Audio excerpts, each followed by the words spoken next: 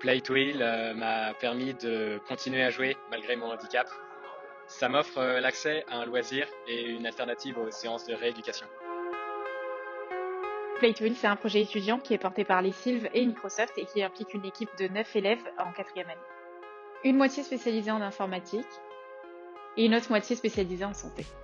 Je m'appelle Philippe Trottin et je suis le directeur de l'inclusion et de l'accessibilité numérique chez Microsoft France.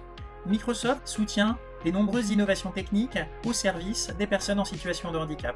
Je suis ravi d'avoir pu soutenir cette année encore le projet Play to Heal qui va permettre à des personnes ayant des problèmes de mobilité grâce à leur système et à la manette adaptative de Microsoft de pouvoir jouer à des jeux vidéo comme tout le monde.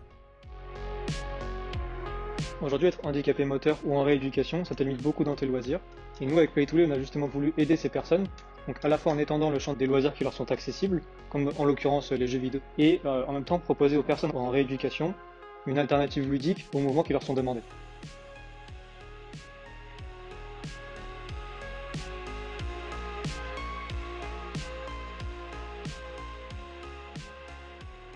Alors concrètement, en quoi ça consiste?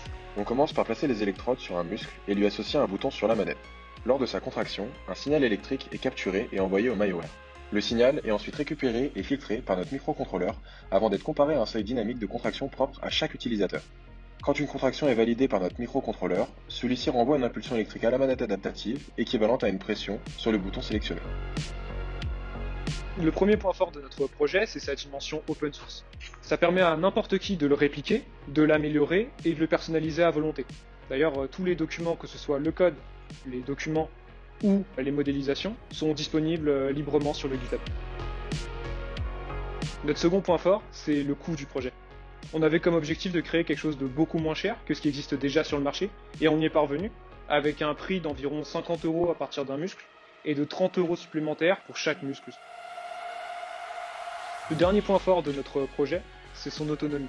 Grâce au choix des composants qu'on a utilisés et des technologies qu'on a employées, on a pu atteindre une autonomie d'environ 50 heures en utilisant des piles AA standard. Je tiens à remercier les Sylves et monsieur Philippe Trottin pour nous avoir permis de réaliser ce projet et on espère que ça vous plaira.